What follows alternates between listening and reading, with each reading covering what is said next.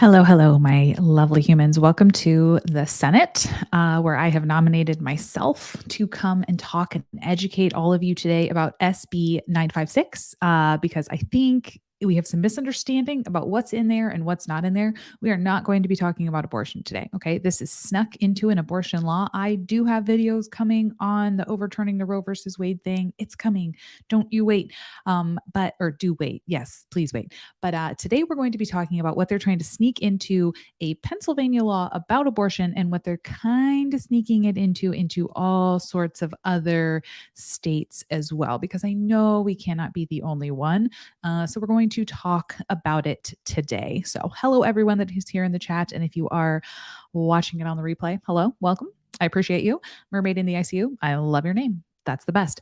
So we're going to go through the bill. We're also going to touch on some of the things that it's actually an amendment. It's not a bill. It's like an amendment. They want to change the Constitution of Pennsylvania. And like I said, I know other states are doing this. So I just want you to go and take a look at your state's laws, right? Because now Roe versus Wade got overturned. So all of this got handed back over to the states, and the states are the ones deciding. And I don't want this to become something where you think, oh, I'm voting no, I don't like abortion. And you're actually saying, hey, now you can't have IVF or birth control either, because I know there are probably people out there who are like, oh, I don't want abortion, but I really would like IVF and birth control. So this is just something to come out. I promise we're not going to dive. We will at some point in a different video talk about other things related to this and my feelings about them. But today we're just talking about protecting IVF and birth control, because this is where things get kind of murky, right? Hi, Nurse Scott. And so let us take a look. If you're new, very new, welcome. I'm Liz. I'm a family nurse practitioner, and I rant on the internet about all the things. And now I'm in the Senate. Isn't that fun? Okay, let us see if I can share the screen. Okay, perfect. Can we make, bear with me. Nope, not that one. This one. No, that's too small. I'll be small. It's fine. I say as I keep changing it. Can you read that? Let me know if you can read this. We'll go with this. And if not, we'll just change it. Okay. So this is SB 956 in the Senate in Pennsylvania. So that means it's not a federal thing. This is in your state's individual legislature, which is where everything is now going in order to be decided on, right? Because that's what the federal government, that's when Roe versus Wade got overturned. They decided, hey, this is going to be decided at your state level. So all of you can just kind of pass your own laws. I live in one of the states, Pennsylvania, that doesn't have definitive language really surrounding abortion at this point. Some states had those trigger laws. I have a whole video talking about what would happen if Roe versus Wade actually got overturned. What are the implications of that? And I will leave it linked down below. And Rachel, my magician in the background, if you want to link it in this chat, perfect. So that for a lot of states, my brain just went somewhere else. It's back now. So for a lot of states, they already knew what was going to happen. And then there were states that said, hey, even if we do overturn it, we're going to say, like, we're going to have laws in place saying abortion is fine. Pennsylvania is not one of those. We're in the gray. We're like, well, I don't really know. Like, let's just play it by ear and see how it goes. So playing it by ear and seeing how it goes is what we're doing here. And that leads us to SB 956. The reason we're having a spontaneous live about it today is because it got removed from the table. Now, I thought this was a good thing. It said, if you look up what it's following, it says like, oh, it was removed. And I was like, oh, that's great. That means they're like not going to talk about it anymore. No, friends, that's not what legislation views as removed from the table. When a government body says removed from the table, what they mean is they're going to actually decide on it. So as if things were not confusing enough with the government and legislation, they speak in like backwards, right? Because you would think, oh, I'm going to take it off the table, which means we're done talking about this. Apparently not in legislation. It took me like half a day to figure that out, because I was like, why am I upset about this? And we're upset about this. My friend actually called me in tears yesterday, and she is currently undergoing IVF. And as we will discover, that is going to be a problem if they ended up passing this law, and we'll discuss why. So here's the bill. Currently, as I said, they're taking it off the table, which means they might decide on it. There are a few more Senate session days. So if you live in Pennsylvania, please reach out to your senator in Pennsylvania. I will leave the list of them in the description below.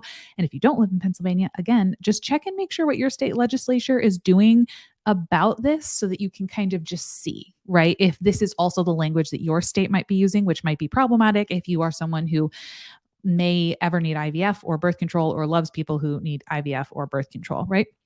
So the key thing that they would like to change here into the Pennsylvania Constitution is the policy of Pennsylvania is to protect the life of every unborn child from conception to birth. So the conception part is the part that is going to be problematic. It is also the big thing that they're trying to change is nothing in this Constitution requires taxpayer funding of abortion, which would mean that you could not get any type of abortion services or with like Medicaid or Medicare. So that is, we're not talking about that today, though. We're going to focus on this at conception. So why is this a problem if you are unable to, if they're saying they're going to protect the lives of children starting at conception? This is particularly problematic for birth control and IVF because when you have IVF, if you're not familiar, so IVF is in vitro fertilization. That is when you are getting pregnant in the test tube babies and then they put it inside the uterus. When you have IVF, typically, so this is for a frozen embryo transfer. And like I said, I'm not a reproductive endocrinologist. I've had a lot of patients who have IVF. I have loved a lot of people who have IVF. So I'm familiar enough, I think, to be able to talk about this. But if I get something wrong, don't come at me. General idea, IVF, you go in and you take out eggs, right? Eggs from the person who has the ovaries, and then you go and you take out sperm from the person who makes sperm, and you put them together and you actually fertilize them. Okay. If you are doing a fresh transfer, you would take out less eggs. You would probably fertilize less and then you immediately implant them. That is probably less of an issue here because you are taking out much fewer and putting less in. However, most people who are undergoing IVF today have something called a frozen embryo transfer. Yes, because it's an FET.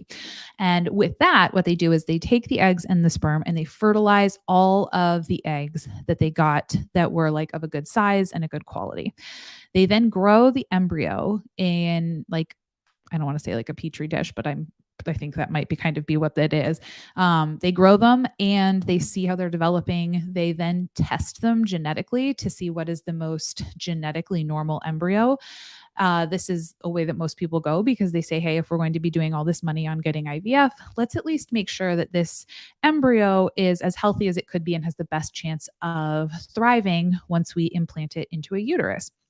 And then after they've decided that, like, hey, this is what, we have these healthy ones. This is what we want. You can have like 10. My friend has like 10. They have 10 frozen embryos which is a really, really good outcome. 10 embryos that they are doing genetic tests on that are now frozen because then what you do is you freeze them at the end because the person who is going to be getting pregnant, they have to go through another cycle of hormones in order for their body to get ready because the hormones that they just went through in order to ovulate and have those eggs removed from their body is very, very different. It's different than you want them to be prepped in a different way before you go and you have your transfer. And you can't go through the entire process if between like having them genetically tested and everything just takes a little bit of time. So you can have many, many embryos that are frozen. And so that is conception technically, right? Because if you have a fertilized egg, that is conception. So the concern here that she was calling me about and she was very worried about was what happens if they're saying life is protected at conception, because a lot of people who have those transfers, they might want 2 or 3 kids, let's say, maybe 1. She's probably not going to use all 10 embryos that they have, assuming that the embryos survive the thawing process, right? And so at the end, if you don't use all of those embryos, of the end of like when you decide you're done using IVF, you have the option, you have like several options in order to, you can have the embryos, I think, be like donated to research. You could donate them to another, someone else who wants to become pregnant, or you could, I think you can just have them like unfrozen and like stop keeping them, essentially just throwing them away, like letting them go, throwing them away. I believe those are the 3 options. And at that point, that is when you start to see the problem of that's technically a fertilized egg. So technically, if you're saying in Pennsylvania that or any other state that you're protecting the life of an unborn child from conception, you what are you going to do with those other embryos, right? And not everyone, like you might be like, oh, we'll just like allow them to be implanted into someone else who would like to have maybe who needs an embryo donation. But the problem there is like a lot of ethical things, right? Like for many people, they're like, I don't want someone else raising my like genetic child. And so it's going to start raising a lot of red flags. And that was her concern. That was the my friend who called me her concern, and that is the concern of a lot of reproductive endocrinologists that I have seen on the internet. Is what are we going to do with all of these embryos that we have, and what is it like? Even through the own process of IVF, a lot of them won't survive. Right, the freezing, the growing, the so at what point is that considered unethical? And I think largely, I've heard a lot of pushback of people saying, "Oh, like, but they're not going to go after it for that." You know what I mean? Like, yes, it's in that amendment technically. However, I don't think that they're going to really go after it to that point. And to that, I will just say, like, but you can't know. And I have really tried to be careful around this whole conversation because I don't want to be someone who is just like out there fear mongering. I do have videos, like I said, that are going to come out on this, but I want them to be a little bit more nuanced and less like fighty and angry. But this is, I have seen people be prosecuted for things, especially now we're seeing more and more lawsuits coming out where if someone really did want to prosecute you for something, they could come after you, like, because this is a technical loophole in it, right? And that's where I think a lot of people might start. Maybe we'll go back and we won't keep doing, maybe we start implanting multiple embryos again because we used to implant a ton of embryos in people. And then we realized actually the embryo is much more likely to develop into a live baby if we only implant one, right? Because it's less risky to be a singleton than a twin. And so maybe they'll go back, I think like, who knows, maybe they'll say, well, I don't want to be in trouble for getting rid of an embryo. So let's implant both of them in a fresh transfer and then we won't freeze them. I just think this is opening the door for a lot of people to start practicing in even a more fearful way. And another huge thing that this could implicate or could damage is birth control. So the primary mechanism of action of a lot of birth control, combined oral contraception, is to stop you from ovulating, right? Because if you don't lay an egg, it can't get fertilized. There is also a backup to it, right? So most of that it tells your body don't lay an egg. This is things like an IUD, your combined oral, the pill, unless you're on the mini pill, and all of those. They also have a backup effect of making it difficult for an embryo, like even if you did lay, I just say lay an egg, so we're just going to say lay an egg. If you did ovulate, you laid an egg and it was fertilized, it keeps the uterine lining really thin, so it doesn't have anything cozy and snuggly to like bury into, because that is what it wants to do.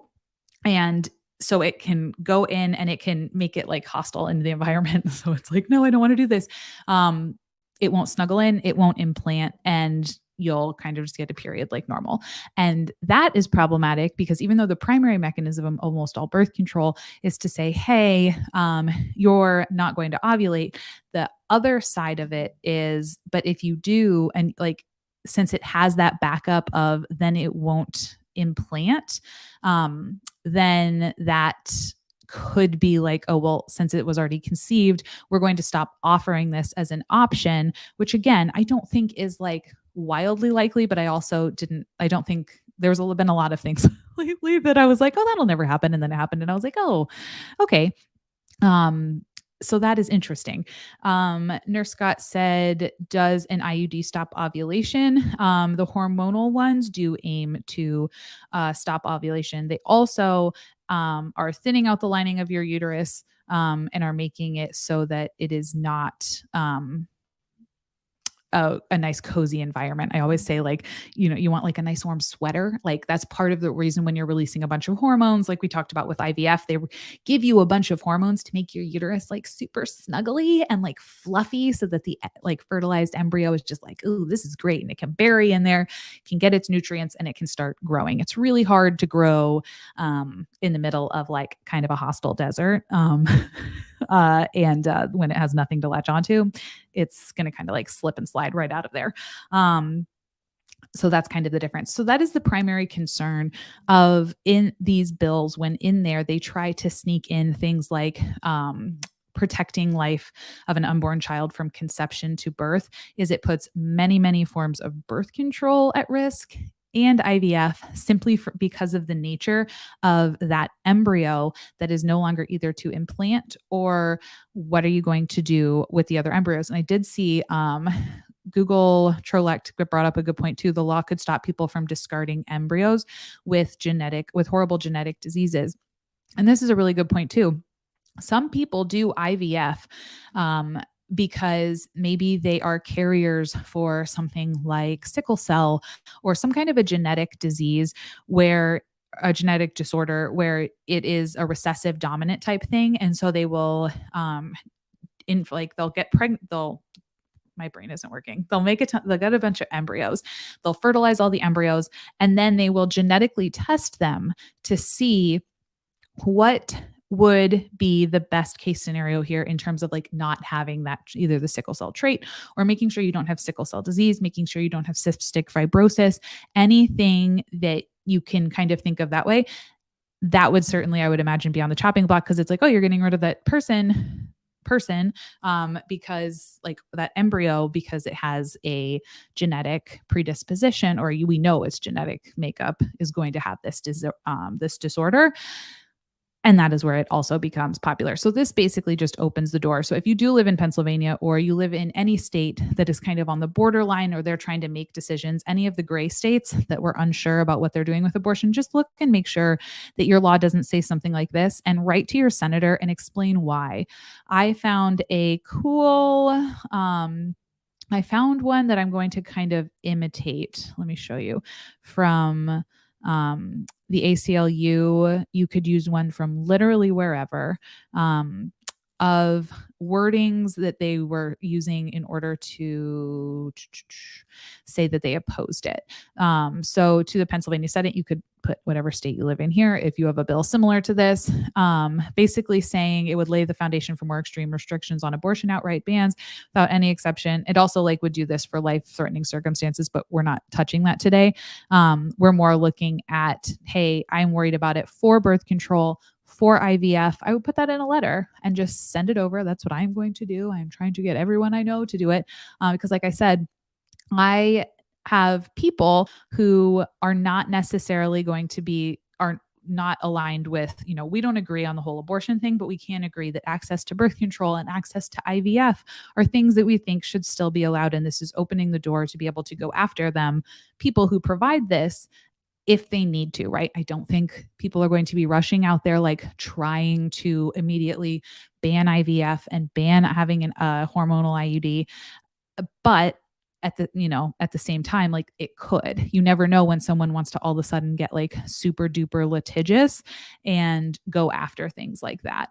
And it's just a wee bit of a mess. Nurse Scott agreed. Birth control prevents abortion. So then the argument kind of gets like, well, you're really tying our hands here. Like you're really, really, really tying our hands here.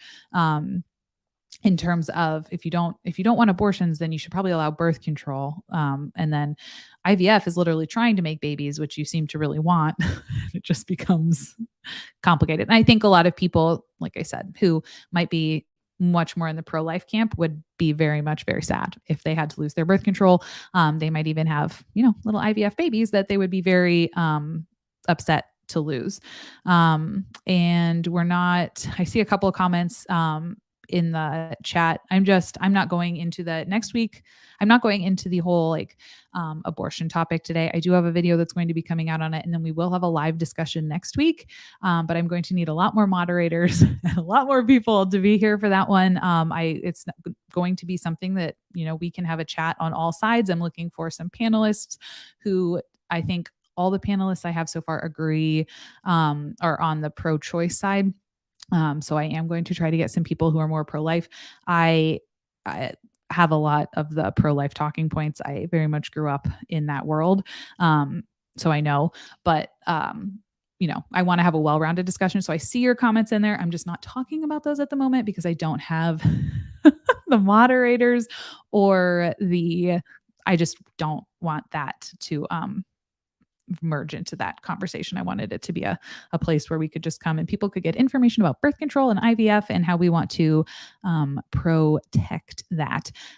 Someone said, let me see, a copper IUD could be an option here. A copper IUD is, and that's true. So the copper IUD would kind of be the one left over in terms of an IUD if we're looking at birth control. That the primary mechanism of a copper IUD is it's hostile to sperm, which I just think is very hardcore. But there's a lot of drawbacks to the copper IUD. I don't love it. You can bleed a lot more with it. If you don't want a hormonal option, obviously it's good for that. But I have had many, many, many, many, many patients who you have a lot of breakthrough bleeding with it. You usually bleed pretty heavily. So if you're someone who you still get your period. So if you're someone who wanted more of an IUD because you wouldn't necessarily get your period, which can happen a lot of the times with like a hormonal IUD, a lot of the times you just kind of stop getting your period. A lot of those symptoms go away. So if you're someone who's avoiding that, the copper IUD kind of is like, that kind of stinks, but it does last a long time and it certainly does work. So those are kind of the pros and the cons, but that's why I wouldn't want it to be like, oh, here we are. Like now you just have to have this. Not ideal at all. Let me see. Thomas Brown says, I dislike promoting myself, but I do moderate for Boss Attorney Bree if you need backup moderators at any point. Oh, Thomas, for sure. Let me just add you right now because I really like Boss Attorney Bree. And so that's all I need. I'm like, yep, I'm sure you're very, very trustworthy. This is all fine. Laura said, I think going through specific plans, I think going through the specific places where the problematic law is helpful. There's more middle ground than people like to admit. Agreed. And that's why I wanted to keep this video kind of focused because I certainly have opinions on the topic, but this I think is like, there's a lot in here with many laws. I feel like this happens all the time with laws where they kind of just like slip some other things in there and people who, it can kind of just get slipped in. That's what she said. But things that you don't want to happen are now getting put into these bills and it affects a lot more people. So while we're out here screaming about the big things, these smaller details are getting added in there. Scott said, and there are many meds for different conditions that are dangerous. So they require a patient to use birth control while on it. Exactly. So there's lots of medicines that, a lot of chemotherapies, a lot of, I worked a lot with Crohn's patients, so like methotrexate, things that are going to keep their autoimmune diseases at bay, things that are, all of those. What's the one you put on your skin? I can't even remember. My brain, like I'm saying, I wasn't planning on doing a live today, but this came up and they might be voting on it. They're open tomorrow through, I think, Saturday. So I was like, I have to talk about this. Even if there's like only two of you that actually write to your senator, please write to your senator. And that's why we need to come on here. Accutane. Thanks, friends. Yes. Accutane is what I'm talking about. Accutane you cannot get pregnant on. You have to take like birth control tests or you have to take, pregnancy tests absolutely all the time. It is for skincare, acne control. Thank you, Floor. And Goldie Leon, I appreciate you.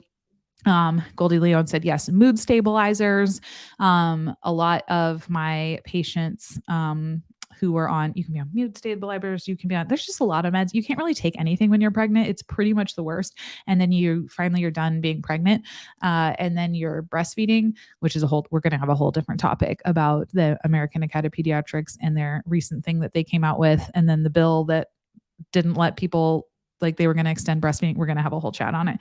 I was like, why would you release the timing? I was like, that's just so tone deaf to like so many things. So if you haven't seen the American Academy of Pediatrics things, basically just saying like, oh, you should probably breastfeed till you're 2. And it's like, let me add that to the list of things that as if I wasn't overwhelmed enough.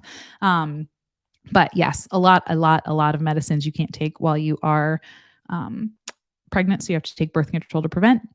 And then even after, if you're breastfeeding, I like feel like there was a 5-year period of my life where I could take no drugs at all. I was like, I finally got to take Sudafed maybe like a month ago. And I was like, yes, the best. Let me see. These laws go so far as to ban a person who can become pregnant for taking any sort of medication that cannot be used when pregnant. And I have seen that. That's like I've seen some states. I haven't looked into like the validity. Like I haven't truly researched that. I've seen a lot of that floating around on Instagram, and I'm always very hesitant to share information that I'm only finding on there because sometimes I think there's more nuance to it. But I have seen things floating around where it was saying people were going to get taken off of like methotrexate for autoimmune diseases because they could become pregnant or something. So I don't know if there are states that are actually doing that. I could see that as, a loophole in terms of like, well, what if you're on one of these birth controls that then like could mess with like an implanting of something? And it's just a mess. So I will look into that more. I have seen that, but I haven't dived into it like overly much because like I said, I just saw it on Instagram and I was like, oh, that looks awful. But I found through doing a lot of these that some of the things I find on there, I'm like, is that actually legit? This seems, we just did that one. Juju said, it's ironic that they're taking medicine away from women, but all insurance pays for Viagra. I literally have to fight to get my cancer meds paid for or applied by aid. I am so sorry that you are dealing with that. I hope you are feeling okay today. And yes, that I've seen many jokes about that if you're going to start taking birth control away, if you're going to take that away, then, I guess we might as well just take away Viagra, but I think all of it should be allowed. So don't come at me. I'm not trying to take anything away from anybody. Right, Chelsea, women of childbearing age could have a ton of drugs simply off limits to them. Yes, which is horrifying. So let's not go. I'm really trying not to go down the rabbit hole. I think there's been a lot of like fear mongering, which is very understandable. Like it has been emotionally distressing to the max. All of this, like for me, and it doesn't even like, I don't want to say like it affects me, but like there are so many people that it affects a lot more. You know what I mean? And where was I going with that? I don't even remember. It's been rough. And I don't want to come out, fear mongering. And I don't want to, I've seen a lot of methods on Instagram that really go to like the worst case scenario of everything. And it makes it seem like the world is like actively, everything is burning down. And I just want to base the conversation on facts because I feel like there's a lot of sensationalism out there. And I think most people are probably more in the middle than, I'm not in the middle. I will come right out and say it. I'm not a middle person whatsoever, but I think a lot of people are, and sensationalizing it kind of pushes people who would have been in the middle to like one side that maybe they're not fully aligned with. And then we get laws like this passed through because people say, oh, it's about abortion. Yes. Like I don't like abortion. So let's just go through with it. Versus if we were able to have conversations and say, okay, like, but will you read this part? Maybe we can not add this amendment to this so that we can protect birth control and things like IVF, which I think we can all agree on are good. You know what I mean?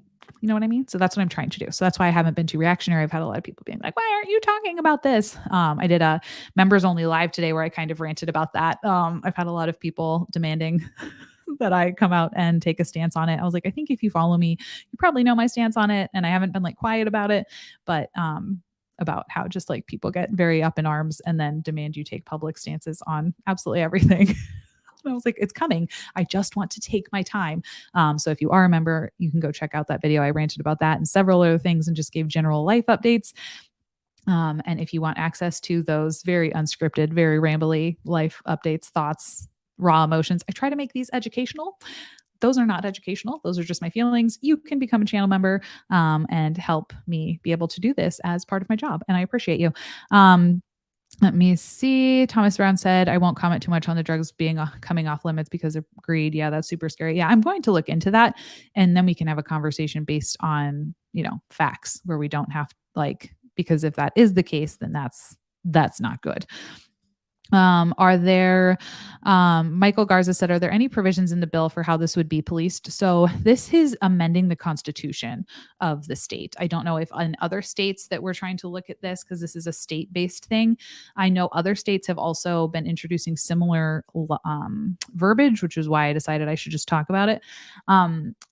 I don't think so. They're just saying it is in the constitution that life begins at conception and should be protected, right? We can pull that one back up and see. The policy of Pennsylvania is to protect the life of every unborn child from conception to birth. So what happens there is they don't talk about policing, but it opens the door to allow it to be policed. And we've seen in many cases before, especially in healthcare, when someone is really angry, they will then go after someone and make them kind of like even if you're not usually charged with these laws type of things, the law is still there and you do have backing for it. And then you could be charged with it. You know what I mean?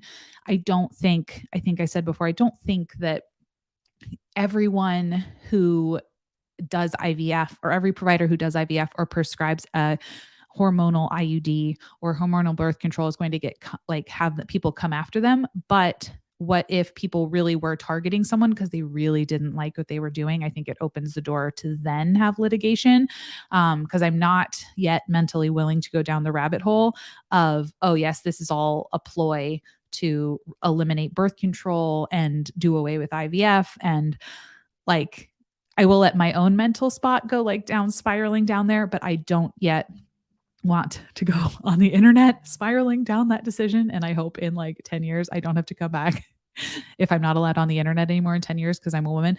I don't want that to come back and bite me in the butt. I want to keep things factual. So for now, I think it would just be an open door where people could be litigated against if they wanted, if someone was coming after them. And it also makes me worried that if that, it might make people just practice a lot differently or stop practicing. We already do not have a lot of reproductive endocrinologists. We already have a huge problem with lack of birth control, lack of access to reproductive health. So I think that would be where the problem would lie, if that makes sense. That they would be too fearful to prescribe it because they're worried about their license and they're like, it's fine. I'll just go do this. That's definitely not at all something I could be litigated for. I think that's kind of where it lies, if that makes sense. Let me know if it does or not. Let me see. Natalia said, I'm pro limiting abortion to 6 to 8 weeks, but I believe that the law needs to be written so as not to cause issue with birth control and IVF, even if it's a full ban on abortion. And see, this is where I think we see a lot more middle ground. And like I said, it is so easy, I think, for people to see. I've had conversations with people about this specific bill and I was like, you need to call your senator about this, please. And they were like, no, I fully support no abortion, period. And I was like, that's fine, but you have an IUD. They were like, yeah. I was like, and so our friend is getting IVF. And she was like, yeah, well, that's not at risk. I'm like, but it is. It is at risk if you look at how this is written. And I think a lot of people, Natalia, are kind of in the middle and we can have conversations about it if we're just less angry. But I also understand the anger because this is a huge deal. So I'm going to let my Instagram friends be the angry ones. And I'm going to try to be the cool, calm, collected mom real quick. But it's just going to take me a minute because I need to find my cool, calm, collected mom self because crazy, ragey aunt is here. And so we just need to get out of it. I believe Thomas Brown says, I believe my state definitely has enacted or passed this decision as the new law of the land locally. I should preface, not a lawyer or a doctor. Thomas, if you don't mind saying what state you're in, that would be helpful. Let me see. Rosina said, I agree. Go Cultural Act. Since abortions are banned, then doctors should not give women any hard time to receive a tubal ligation. And this is a really good point because a lot of times people, so a tubal ligation is when they tie your tubes and you no longer, well, you have kids because your egg can't get from your ovary through your fallopian tube because now they're tied in a knot into your uterus. So you essentially cannot lay an egg into the organ that you need to lay an egg into. And a lot of people will not tie your tubes for you, even if you're in there, even if they're doing a C-section, they won't do it. I don't totally understand why. I've had many a patient that wanted to have their tubes tied. I think some of it has to do with insurance, stupidly enough. Like insurance companies won't pay for a C-section and a tubal ligation on the same day, even though you are literally in there, like right there. If you're taking the baby out, you could just be like, bloop, bloop, bloop. I'm sure it's more difficult than that. But insurance won't pay for it a lot of the times. Or I think people are worried like, oh, what if you change your mind, which isn't your choice? But again, people like making choices for other people, as we have seen. But I agree. We should, if you want a tubal, there you go. Since now we're removing all sorts of other options or opening the door for that.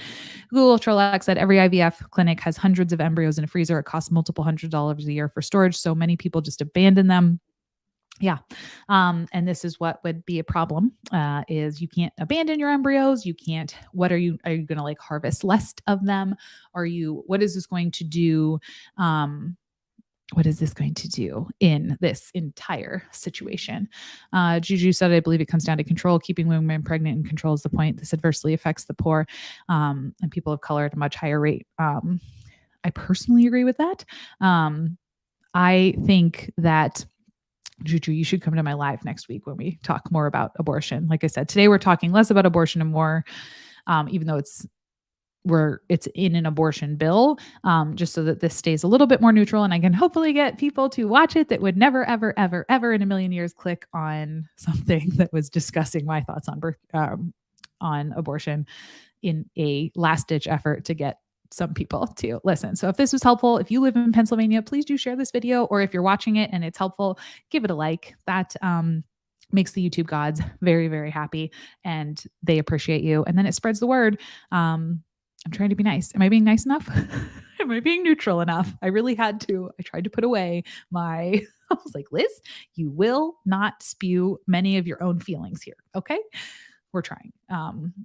My poor husband, he got all of my feelings before I was like, I'm going to get them out. Let's go on a walk and I'm just going to get all of my feelings out for you. So let me know how we're doing and if it's helpful. Let me see. Ectopic pregnancy. Yes, we'll talk about that. OB nurse Chelsea. A lot of insurance, including Medicaid, requires that the consent be signed more than 30 days prior to surgery. That is interesting. That also probably has to do with why.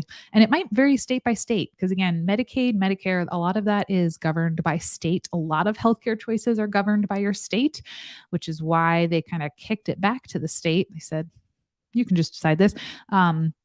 And so it might be, in where you live, there has to be like a 30-day consent.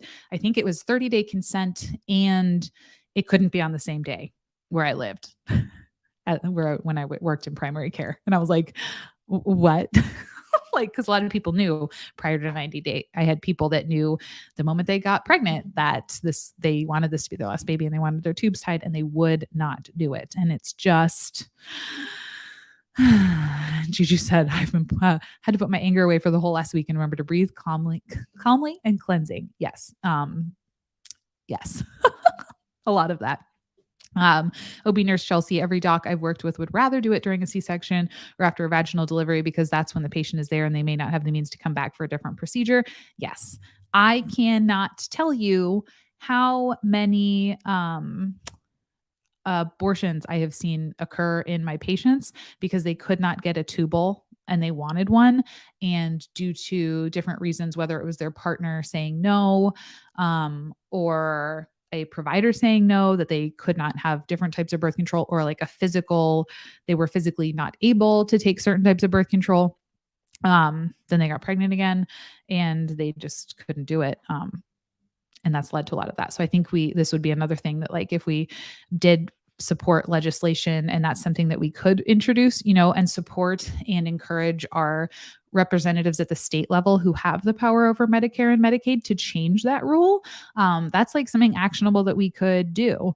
And that is, yeah, so that's a good idea. If any of you were in government, or if any of you, we could probably just write to people. Let's all write to our letters to our senators and politicians and people and be like, hey, maybe if we made tubal ligations more accessible during these procedures, this would also help reduce the number of pregnancies that weren't quite planned. OB nurse Chelsea said, don't even get me started on husbands having to sign consent for a tubal. I cannot handle this. So we won't talk about it today. This will send me straight into the rage zone. But yes, your husband in many states has to say it's okay, which is assuming so many things that A, you have a husband, and B, that they have any say over your uterus. There's so many things happening within that state. M says, OB nurse Chelsea, is that true? Everywhere. I don't know about every state. This is again something that is going to be vary state by state. Where I lived before, it was one of the requirements is you had to get your husband to say, oh, that's fine. That's totally fine. There's some interesting laws in Pennsylvania right now when I was looking into all of this, maybe about a few weeks ago. And there were a few things that it was like, oh, as long as your husband says it's fine. I was like, excuse me? Excuse me, what? I didn't realize this was a thing. How can a husband have any say over your body? Well, my patients all the time when I lived in North Carolina, I was primary care provider. I cannot tell you the number of times that I had patients come in and say to me, it's really nice that your husband lets you work. He won't let you once you have kids. I already had two. They're like, you won't be able to do that anymore he won't let you do that anymore once you have kids. So you should enjoy it now. And I was like, and there was like no sarcasm. It was like zero sarcasm. KM has said he might want more children as a reason often given. Yeah. So, and I've seen them deny it. Like I was saying, I have had patients who their partner had a lot of control over what happened in terms of birth control because we ran into a lot of situations where someone would not be approved for a tubal because the partner said no, because you couldn't get consent if you didn't have your husband's okay on it.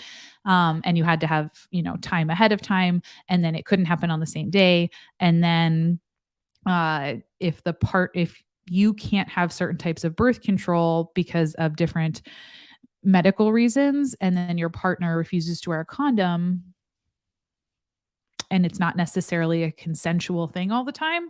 But if you don't do that, then you're going to be kicked out of your house with your children living in it. And they're threatening to keep your children. That is something I saw very, very, very frequently in my patient population. And then we just run into very sad situations. Very sad. Yeah, my response to those are when people say that my husband and I don't allow each other to do things. We're both adults, but for real. But that's, yeah. When people told me that I'm lucky that my husband allows me to work. I just say he's lucky I allow him to work. I was like, yeah, at the time I don't make more money. I definitely don't make more money than him now. But at the time I was like, I actually make way more money than him. And so I allow him to work instead of forcing him to stay home with my children. But it's not the case anymore, but I would probably lie and just still say it was. Let me see. Paxton H said, yes, both my relatives had their tubes tied right after they delivered. It was more convenient that way, but you shouldn't have to have a pregnancy in the first place. I wish you could just tie your tubes right there. And I agree with your second sentiment. It really does feel a lot of time, Brenda, that we're inching closer to forcing women to carry, just like a handmaid's tale. It does feel oddly more like we live in Gilead sometimes. I'm like, is this real life? Especially, I think last week, the different other things that the Supreme Court voted on were to allow to Medicaid or something was asking for more money because, prices are just going up, and they were like, no. And then this happened, and I feel like everything they're deciding, I'm like, where do I live? What is happening? I work for a German company under his eye. Maybe I should just go run away to Germany. What about endometrial ablation? I'm not sure. I don't know what this is in relation to. We should ban birth control for sure. I've decided that you're just a troll. If you're not, you are. Federal court ruled state spousal consent laws unconstitutional. Apparently, it's some facilities that require it. Oh, well, that's good to know. It was definitely a thing in North Carolina. So that was I'm glad that it wouldn't be actually held up, but it exists. I found that after living in many different places, the things that are supposed to not happen and the things that actually do happen are very rarely investigated, because if the people who are in charge of investigating it and charging you also agree, then nothing ever gets charged, right? Because if you can't find anyone to go after it, and the people that are being harmed by it don't have a legal voice, makes it very, very, very different. Nurse Corky said, in Idaho, I couldn't get a tubal after my fourth baby. They said I was too young. Goodness. That's, I have had patients, all sorts of patients that were in, I've had like a 40-year-old patient where they wouldn't do a tubal on them because they're like, well, you never know. You might change your mind. She was like, no. Let me see. Juju said I had sperm seeking missile eggs and wasn't allowed to get fixed until after I was diagnosed with stage 4 cancer. Again, I'm so sorry. I hope you're feeling okay today. Pretty sad in my opinion. I agree. I also very much like sperm seeking missile eggs and that terminology. Well, I feel like some people, they just like blink and they get pregnant. Other people require things like IVF, which we're just trying to protect here. Okay. We're just trying. Megan has a friend who can't get a tubal even though she has 6 children. Why? I wonder if Catholic hospitals refuse to do them. I don't know. That's a good question.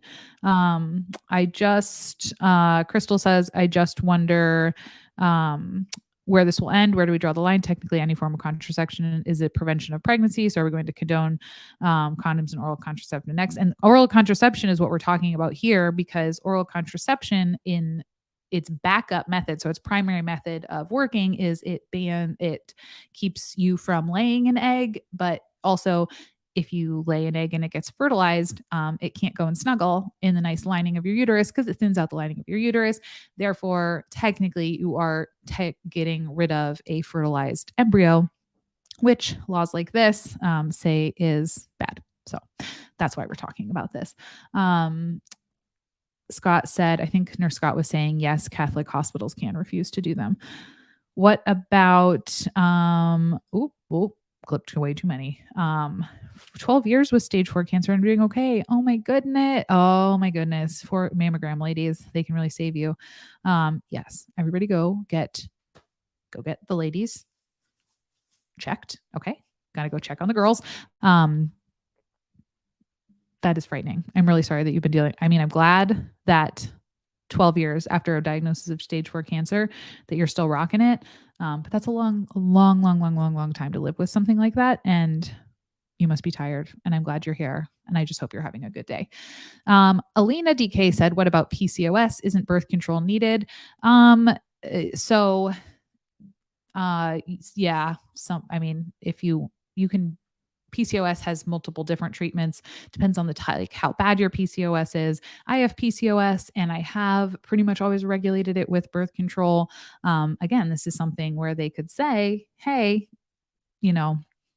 technically this thing that you medically need. We were talking earlier about some places seem to have laws that are saying, hey, even if you need this medically, we're not going to allow you to have it because it could mess with like an fertilized embryo implanting. I haven't researched that enough to like give a definitive statement on if that's like legit or if that's just like the internet trying to be very inflammatory. But I really hope it's just the internet trying to be inflammatory and that's not real.